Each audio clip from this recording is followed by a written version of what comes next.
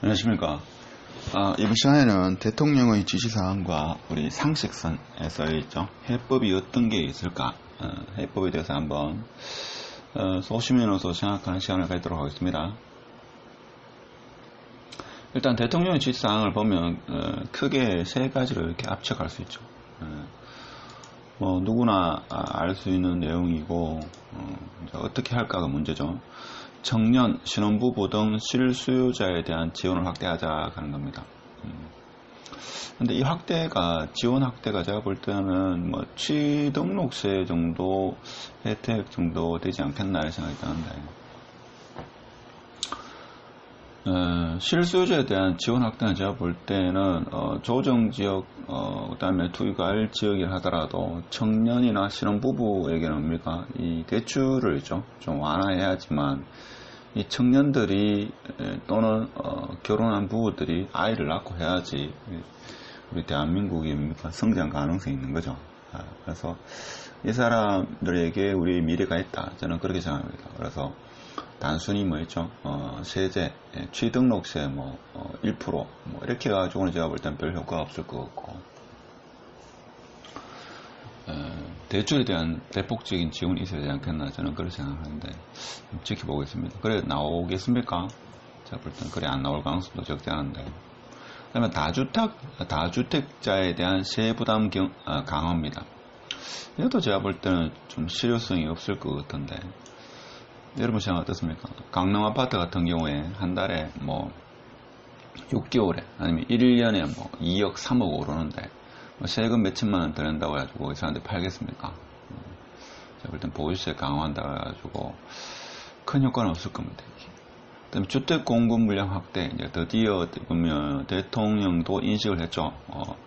지금까지 대책은 수요에 대한 규제 일변도에 있는데, 이제는 뭡니까? 주택 공급 물량에 대해서 뭔가 문제가 있다. 그래서 공급에 대해서 물량을 확대하라 라는 이런 지시를 내렸죠. 그나마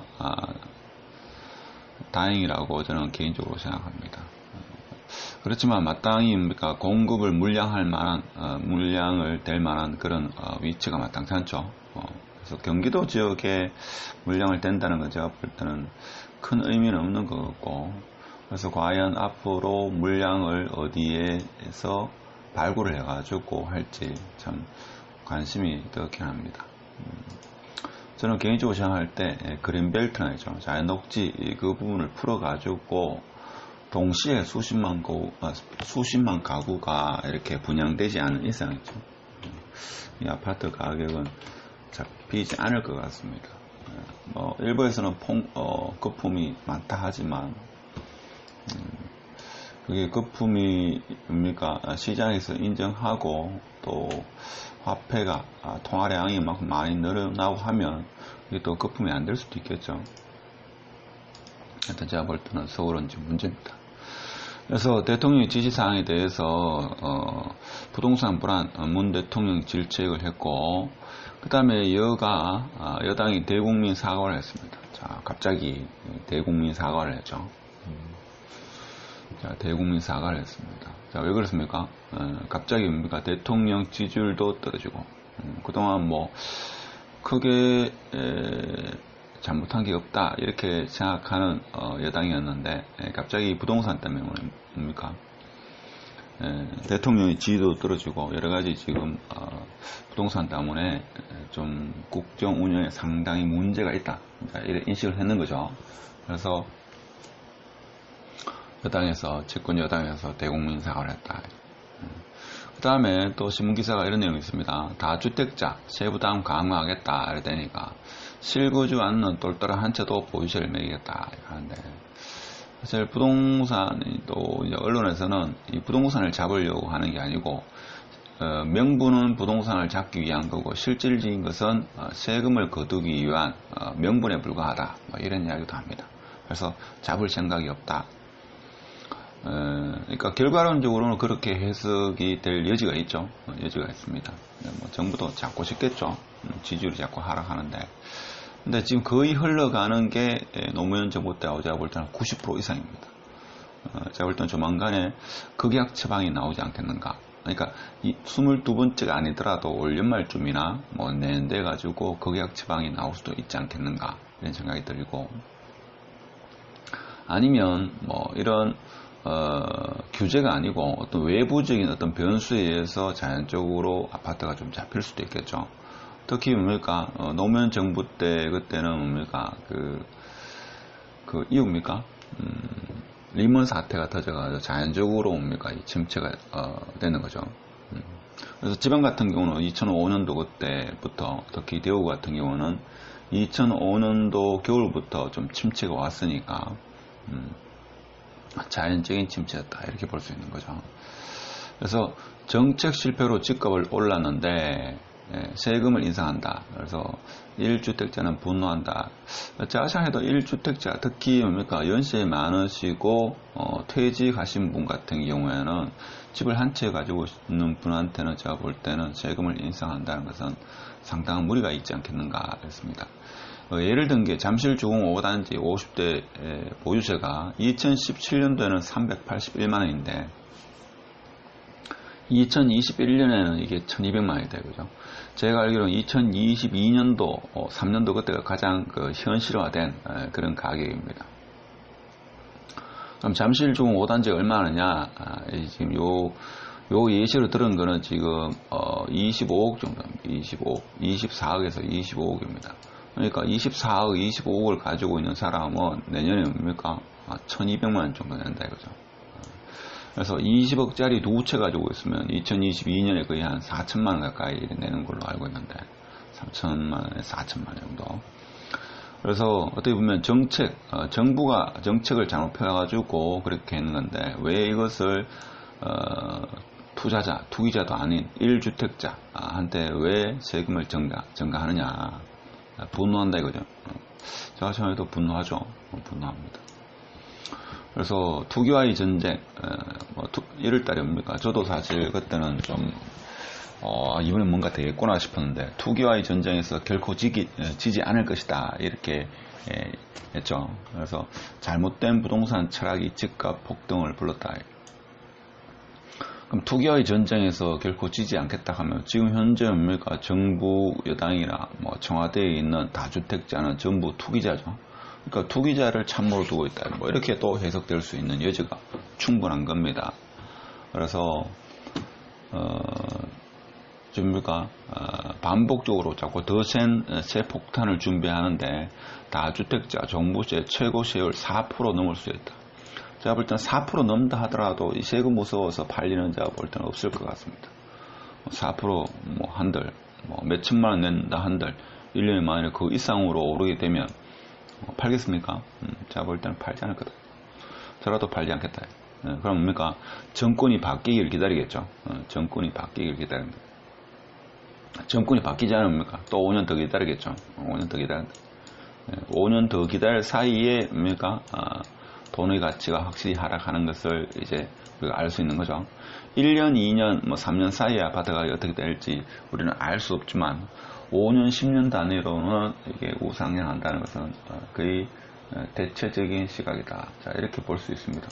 자, 이런 측면에서 규제 일변도의 과거의 정책에서 앞으로의 정책으로서 어떻게 될 거냐. 자, 부동산 잡힐 거냐. 자, 이런 이야기를 많이 합니다. 그래서 세금과 규제로 집값을 잡겠다 이렇게 이야기하는데, 그래서 시장을 외면한 부동산 정치가 악순환을 부른다.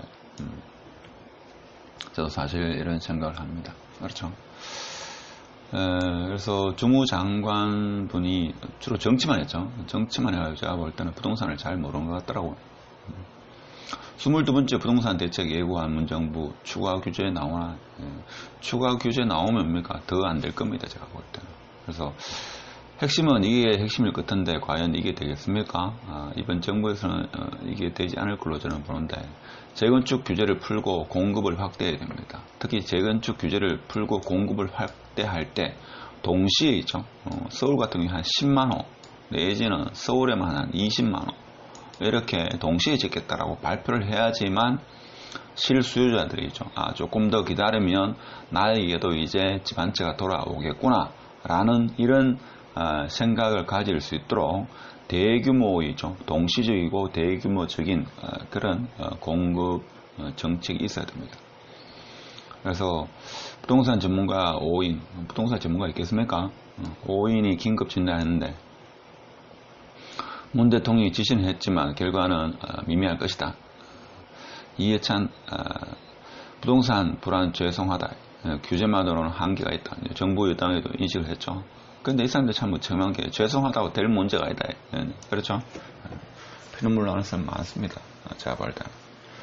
그래서 이 정치인들이 이렇게 무책임하다 이거죠. 부동산 불안에 죄송하다. 죄송이란 말 한마디로 다 끝내려고 하죠. 제가 볼 때 상당히 무책임하다. 저는 뭐 여도 아니고 야도 아닙니다. 그래서 저는 대통령을 다 좋아하는 사람인데 말년돼가지고는 다 싫어하는 사람입니다. 그래서 뭐 노무현도 그렇고 이명박도 그렇고 박근혜도 그랬고 지금 현 대통령도 찍을 땐 다 찍었습니다. 말년되면죠 아주 싫어진다. 잘 모르더라고요 보니까.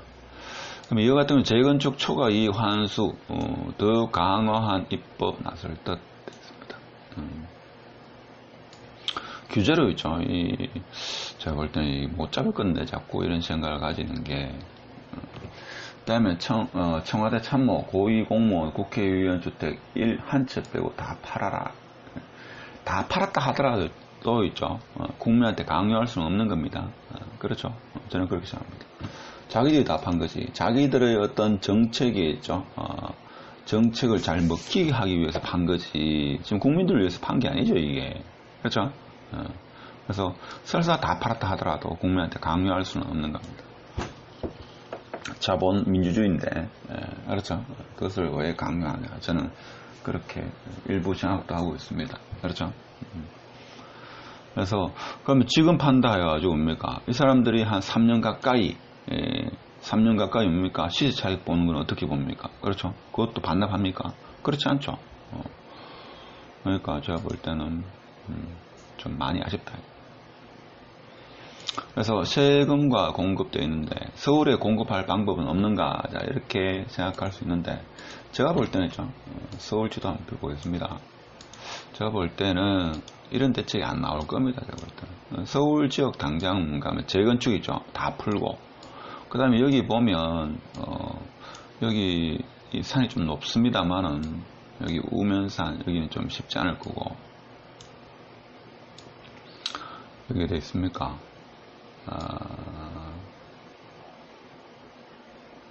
여기 구룡산 일대 있죠. 여기 일대 이거 산다미래인데 그렇죠. 자연환경 보존이 지금 중요한 게 아니다. 그렇죠.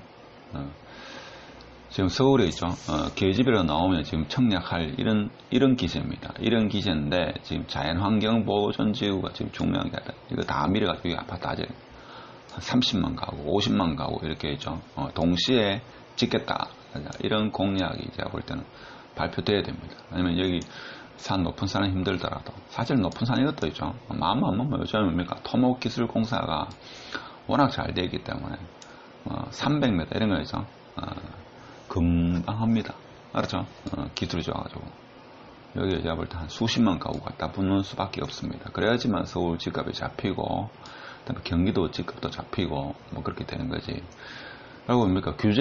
공급을 한다 하더라도 동시적으로 하지 않고 있죠. 뭐 6개월 단위로 몇천 세대 이렇게 하면 있죠. 로또 아파트만 계속 생산하는 그런 역효과가 있지 않겠는가 그런 생각입니다. 그리고 제가 좀 답답한 게 이 세금으로 집값을 잡겠다 하는 거죠. 이 발상은 사실 집을 잡을 생각이 없는 거죠. 여러분이죠. 20억 하는데 1년에 세금이 만약에 1,000만 원에서 한 500만 원 더 인상됐다. 예를 들면 1,000만 원 내는데 다음 연도에 1,500만 원 낸다. 한 50% 더 인상됐다고 해가지고 이거 팔겠습니까? 안 팝니다. 이거 팔겠습니까? 제가 볼 땐 팔지 않을 거라고 봅니다. 단지 이제 명분은 확실하죠. 돈은 정부에서 국가 운영하려니까 돈이 필요하니까 세금 걷기 위해는 지금 경기도 침체하니까 세금 걷을 수 있는 가장 좋은 거는 부동산 보유세 양도소득세인데 제가 볼 때는 양도소득세를 파격적으로 있죠. 파격적으로 내려야 됩니다. 그렇죠. 그래야지만 다주택자가 집을 팔 거 아닙니까? 보유세는 좀 올리고 양도 소득세는 내리면 뭡니까? 집을 팔려고 매물이 시장에 서로 나오겠죠. 서로 나올 겁니다. 그 다음에 취등록세도 낮추고 양도세도 낮추고 이렇게 하면 뭡니까? 시중에 매물이 많이 나오겠죠. 매물이 많이 나올 겁니다. 그럼 가격이 떨어지겠죠. 그래서 여러분의 생각은 어떻습니까? 저는 이런 생각을 해봤는데 서울 도심의 재건축 규제를 풀자. 이것도 뭡니까? 동시에 중요한 건 동시에 되지. 동시에 하지 않고 있죠. 시간차를 두고 이렇게 하게 되면 이게 로또 아파트를 양성하는 그런 꼴이 된다 이거죠. 예를 들면 뭐 10만호 아니면 30만호 이렇게 있죠. 산을 밀든지 가지고 그 다음에 재건축과 그 다음에 자연녹지 밀어가지고 토목공사에서 잡을 때는 수십만 원을 동시에 풀어야 됩니다. 그래서 강렬한 메시지를 줘야 되죠. 지금 집 사지 않더라도 몇 년 뒤에 집이 충분히 공급된다라는 거죠. 이런 강력한 메시지. 그 다음에 양도세 완화. 이것도 제가 볼 때는 세금 무서워서 집 팔까요? 제가 볼 땐 팔지 않습니다. 그래서 보유세는 올리더라도 양도세를 줄이고 취등록세를 줄여야 됩니다. 그래야지만 제가 볼 때는 이게 효과가 있다.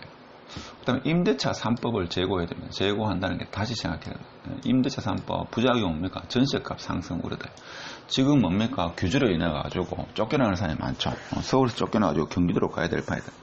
실질적인 피해는 집을 가진 사람도 피해를 보지만 임차인, 세입자가 더 큰 피해가 앞으로 야기되죠. 그래서 집이 없는 사람, 세입자라고 마냥 좋아할 게 아니다 이거죠. 더 큰 피해는 그 사람한테 간다. 돈 있는 사람은 사실 피해 없습니다. 그렇죠? 돈 있으니까 내면 된다. 근데 집을 살 능력이 안 되는 세입자 같은 거 어떻게 됩니까? 이제 쫓겨나는 거죠. 쫓겨난다. 자, 그래서 정책은 뭡니까? 평등을 위해서 정책을 펴는데 결과론적으로는 더 큰 불평등이 야기되죠. 더 큰 양극화가 야기된다. 이게 참 모순입니다. 자본주의에. 그래서 실수요자 대출 한도를 완화해야 된다. 제가 볼 땐 생애 최초라는 청년들이죠. 이런 친구들한테는 투기지역 아니 투기 과열지구를 하더라도 이 친구한테는 융자를 내주는 그런 정책적인 배려가 있어야지만 그래도 이 정권이 그나마 좀 호의적으로 국민의 신뢰를 받지 않겠나. 저는 개인적으로 그래 생각을 합니다. 오늘 대통령의 지시사항 일개에서 50명으로서 한번 생각하는 시간을 가졌는데, 자, 이 정도의 생각은 뭡니까? 제가 볼 때는 일반 소시민 누구나 생각할 수 있는 겁니다. 근데 주무장관은 알고 있으면서도 못하는 건지 아니면 몰라서 못하는 건지 참 안타깝죠. 제가 볼 때는 정치만 해가지고 몰라서 못하는 것도 있을 겁니다. 그렇죠? 아니면 알면서도 여러 가지 더 큰 부작용이 생길까 싶어가지고 하지 않는, 제 소시민은 생각할 수 없는 그런 깊은 뜻에 의해서 하지 않는 그런 이유도 있지 않겠나. 자, 이런 생각을 해보고, 자, 감사드리고 오늘 여기까지 하겠습니다. 마치겠습니다.